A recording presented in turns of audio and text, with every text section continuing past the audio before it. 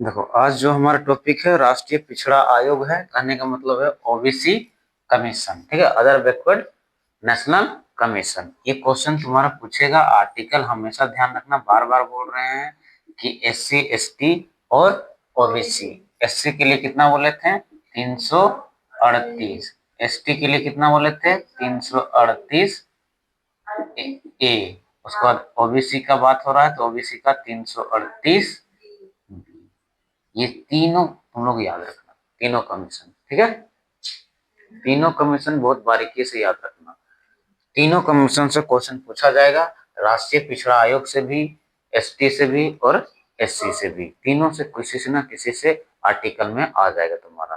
Clear है? चलो अब एक एक करके पॉइंट क्लियर करते हैं कि राष्ट्रीय पिछड़ा वर्ग आयोग अधिनियम 1993 द्वारा राष्ट्रीय पिछड़ा वर्ग आयोग की स्थापना की गई 1993 में। देखो, ये अधिनियम कब का आता है? 1993 में। क्या आता है? 1993 का अधिनियम है। और इसकी स्थापना भी हुई कितना? 1993 में ही हुआ, है ना।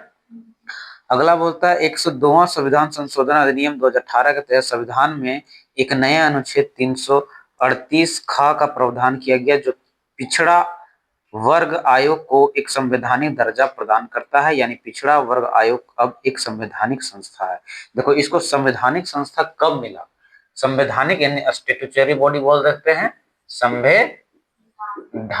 संवैधानिक इसको संवैधानिक संस्था कब मिला? यानी संविधान का जो पार्ट बनाया गया, इसको कब बनाया गया? तो इसके लिए संविधान संशोधन हुआ कितना? 102वां संविधान संशोधन हुआ 2018 का। उसी में से इसको संवैधानिक दर्जा मिला राष्ट्रीय पिछड़ा आयोग का, है ना। ठीक है। अगला बोलता है आयोग आयोग का एक अध्यक्ष, एक उपाध्यक्ष और 3 सदस्य। सेम कंडीशन हो जाता है। आयोग में एक क्या होगा? स्पीकर होगा, एक तुम्हारा डिप्टी स्पीकर होगा और 3 जो होंगे तुम्हारा क्या होंगे? अदर मेंबर होंगे, ठीक है, अदर मेंबर। सेम कंडीशन आता है। क्लियर है? अगला तुम्हारा पॉइंट होता है इनका कार्यकाल कितने दिन का लिया होगा?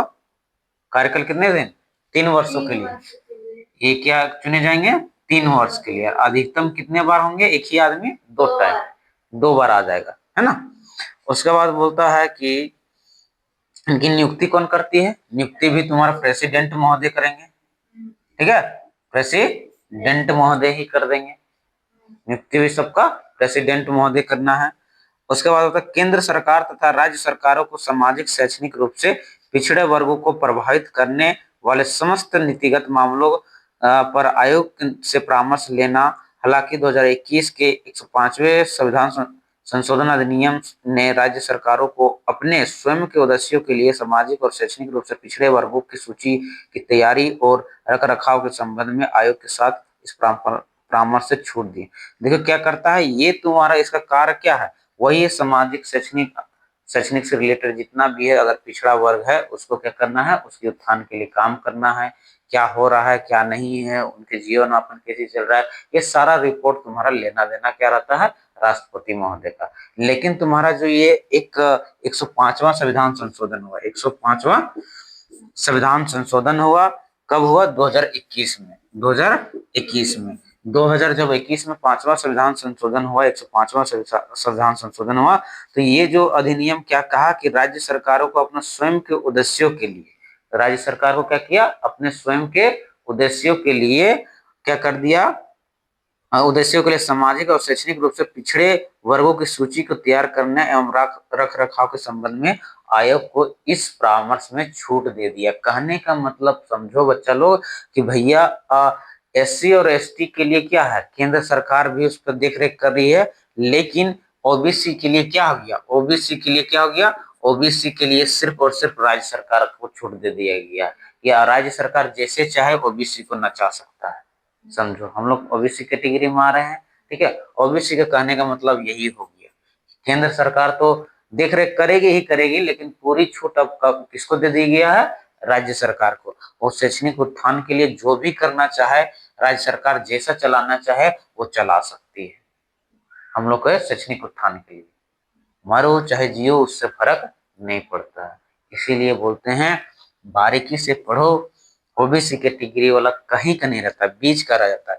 एससी एसटी वाले तो किसी तरह तो निकल जाते हैं, लेकिन ओबीसी जो कैटेगरी से फाइट करता है वो कहीं का नहीं रहता है, जनरल के बराबर उसको फाइट करना पड़ता है। सिर्फ एज में तुम्हारा रिलैक्सेशन मिलता है। क्या चीज मिलता है? सिर्फ एज में रिलैक्सेशन मिलता है, और किसी चीज में रिलैक्सेशन नहीं मिलता है। कट ऑफ देखिएगी तो जनरल के बराबर ही होते हैं, हम लोग जनरल की तरह ही फाइट करते हैं। जनरल और ओबीसी में कोई फर्क नहीं पड़ता है। कभी कभी ओबीसी का कट ऑफ तुम्हारा क्या होता है, हाई लेवल पे चला जाता है। समझ में आ रही है? तो ये पूरा क्लियर हो जाता है, और कुछ नहीं। याद क्या रखना है इसमें, पिछड़ा राष्ट्रीय पिछड़ा आयोग में आप लोग को आर्टिकल याद रखना है, इंपॉर्टेंट है। ठीक है। संवैधानिक संस्था कब मिला इसको, तो 102वां संविधान संशोधन 2018 में हुआ, तब इसको संवैधानिक दर्जा दिया गया। अधिनियम कब बनाया इसको, एस्टेब्लिश 1993 में आया। कितना होता है ये इंपॉर्टेंट नहीं होता है। ठीक है। ये सब कितना है इसका इंपॉर्टेंट नहीं होता है, बस आर्टिकल इंपॉर्टेंट रहता था, और कुछ नहीं। तो 3 तुम लोग आयोग पढ़ चुकी है, एससी एसटी और ओबीसी। क्लियर हो चुका है, सारा डाउट क्लियर है। यहाँ से सवाल पूछेगा आर्टिकल से रिलेटेड, है ना। ये ध्यान रखना तुम लोग को, और कुछ नहीं करना। आज का टॉपिक यही क्लियर।